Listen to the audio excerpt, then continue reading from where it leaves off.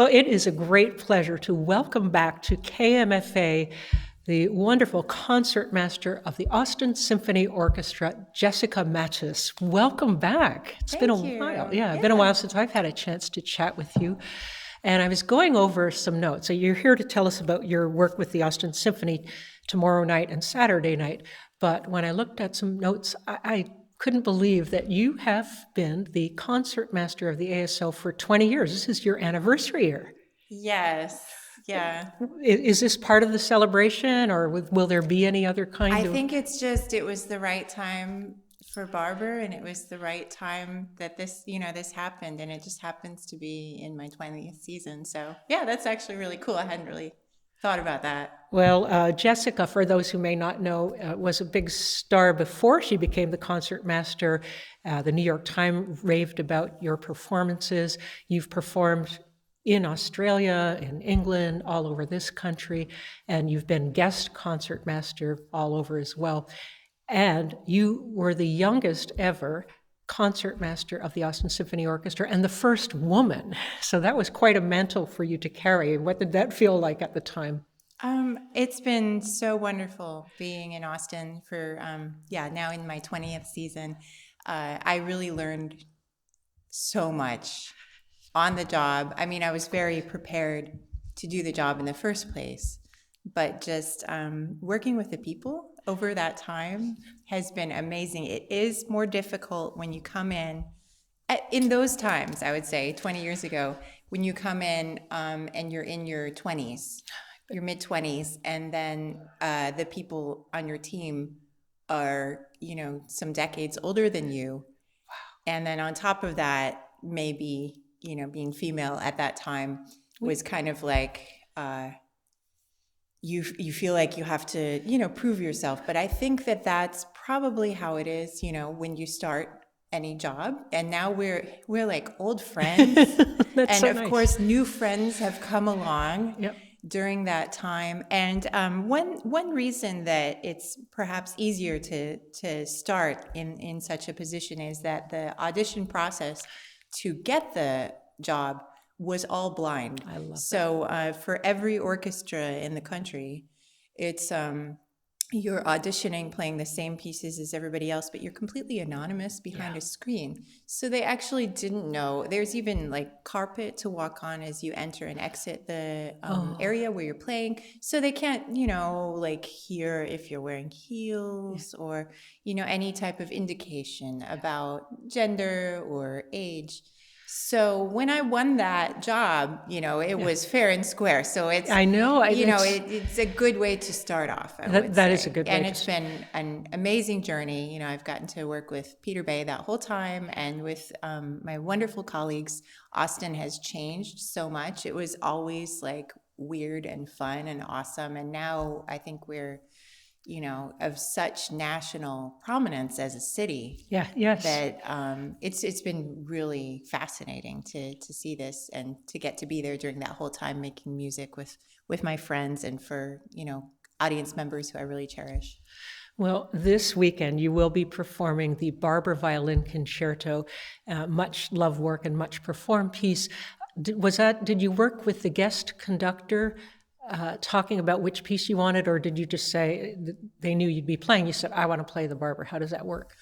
It was with Peter, actually. Okay. Yeah, so back in 2007, I had the opportunity to play the Cacciaturian, which was just one of my really special pieces. And I would say playing a concerto involves a lot of, it's a very personal thing, which you're sharing with the audience. And it's also a lot of practicing and work and exploration. So you really want something that you care deeply about.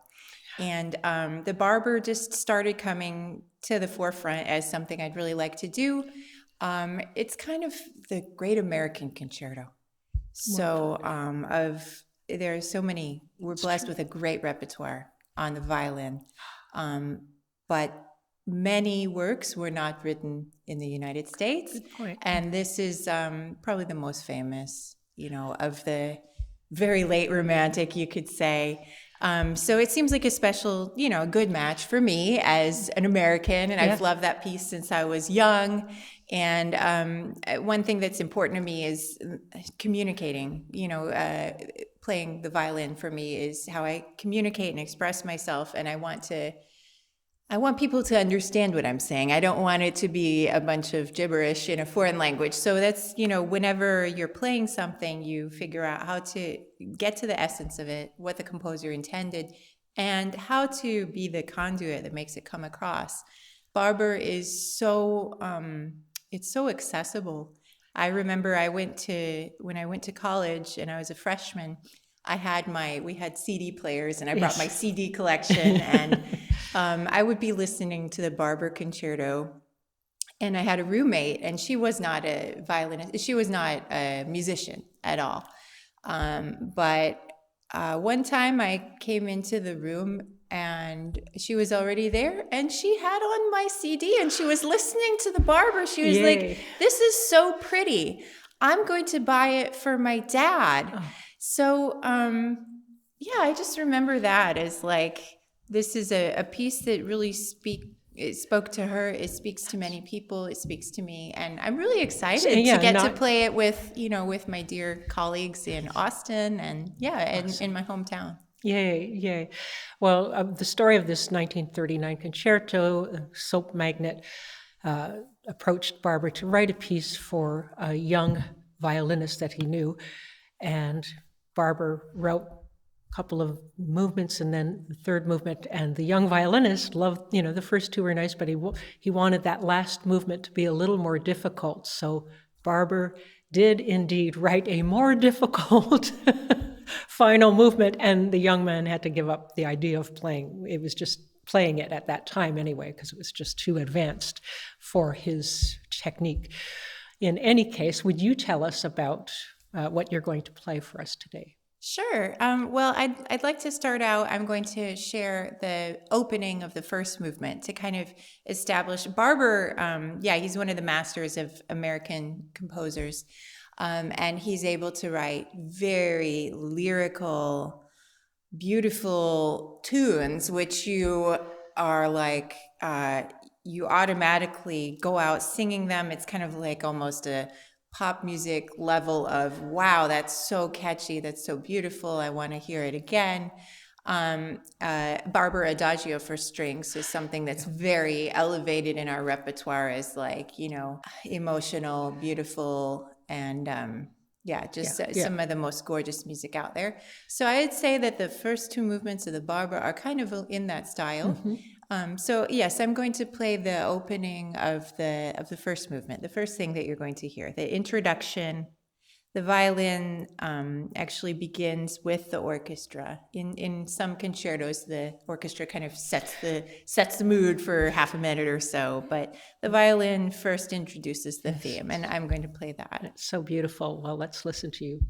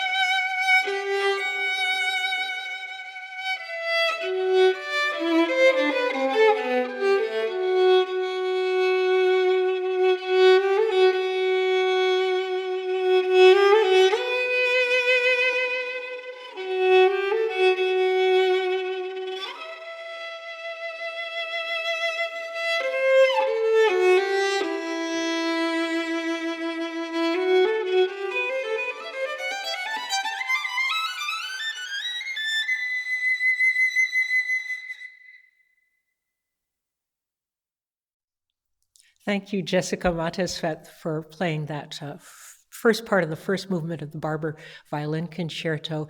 And you are going to play that interesting and rather difficult final movement, part of that. Tell us about this and how you approach it. Yes, so I was my eyes were opened, I guess, when I was studying in college, and Barber didn't only write things like Adagio for strings, but he also wrote some very dissonant, challenging, complex works that are like, you might need some extra rehearsal time for this stuff. I'm thinking of the School for Scandal. I'm thinking of the Piano Concerto. There's some really cool stuff. So it's really cool, but it's not going to sound exactly like the first movement and the second movement with like kind of like a song, almost a vocal song.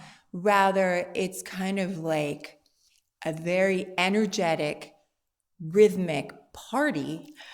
And it's something that we all get to participate in. It's perpetual motion.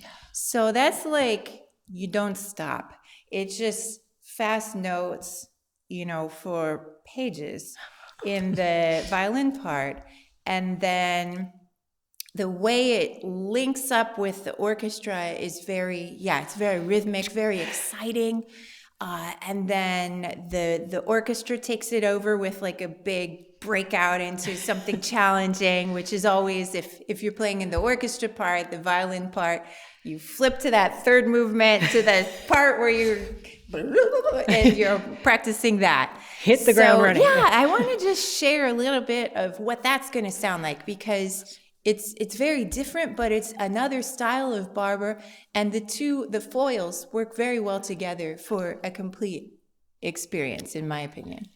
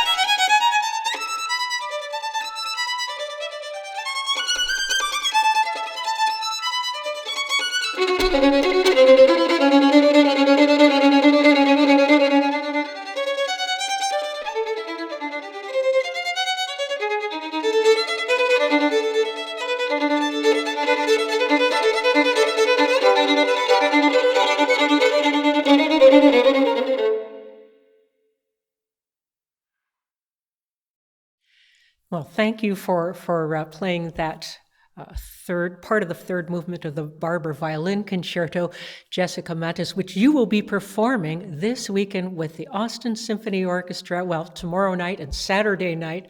We're so looking forward to it. The other works on the program are some music from Redes by Silvestre Revueltas, and he actually studied at St. Ed's here. He's a Mexican composer, studied at St. Ed's, and then we'll have From the New World, and the overall concert title is From the New World. We'll have that Dvorak Symphony No. 9, the much loved, so that's why it's From the New World. All of the pieces have some kind of link to that. I'd love to know, what do you have coming up? Oh, well, what I have coming up... Beyond, this weekend. I have the Barber coming up now. Yes. Yeah, beyond the Barber, let's see. A lot of very exciting projects. Some of the most exciting things for me now are not just playing all by myself, but playing with colleagues. Right. So anything that I'm playing with my colleagues, I have some more Austin Symphony performances coming up, which I'm looking forward to playing through January and February. And I also have the opportunity to go in the summer, and I play in Wyoming at the Grand Teton Music Festival, which is very enriching to me. So I'm looking at, a wonderful mix of orchestra playing in Austin as well as throughout the country, and some solo and chamber works. Okay. Well, and is it any different performing with a different conductor, José-Luis Novo? Is it different than working with Peter Bay? Because you worked with him for 20 years. Yeah, so I think that they're great complements to one another, and I'm very glad that the orchestra has the chance to work with Jose. When I was thinking about it, it's kind of like if you have your parent who tells you, you know, some advice or something, and you've heard that advice, but then you go and you have a different person, maybe a teacher at school, tell you the same thing from a different, you know, different words, different way of expressing it. And you're like, oh, okay. So it's kind of like a little bit of waking up to hear something expressed in a different way that might be still getting at the same ideas. But it's good for the orchestra to have it shaken up a little bit, and so I'm very lucky that I get to work with, you know, now both. Yeah. Oh, wonderful. Well, thank you so much for coming in today to talk about the pieces you'll be playing with the orchestra ASO this weekend, and for playing some of the music for us. Thank you so much, Jessica. Thank you, Diane. Thanks for having me.